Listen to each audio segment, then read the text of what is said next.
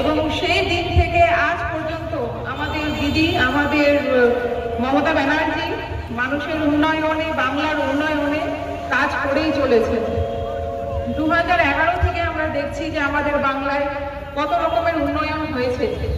ফলে আমরা খুব গর্বিত যে এরকম মুখ্যমন্ত্রী আমরা আমাদের বাংলার বুকে পেয়েছি, যিনি আমাদের জন্য এত চিন্তা করছেন, আমাদের জন্য এত উন্নয়নমূলক কাজ, এত স্কিম, এত প্রকল্প সাধারণ মানুষের জন্য। সভাপতি এবং এই মঞ্চে উপস্থিত রয়েছেন আমাদের উত্তর দিনাজপুর জেলার সহকারী সভাধিপতি গোলাম রসুল উর্ফ মনি, মাস্টার সাহেব আহমদ ভাই আছেন, মহিলা দলের ব্লক প্রেসিডেন্ট সাবিনা ইয়াসমিন আছেন, গোয়ালপুকুর ওয়ার্ড পঞ্চায়েত সমিতির সহকারী সভাপতি সোমা বেগম এবং উপস্থিত রয়েছেন গোয়ালপুকুরের ভর্সিয়ান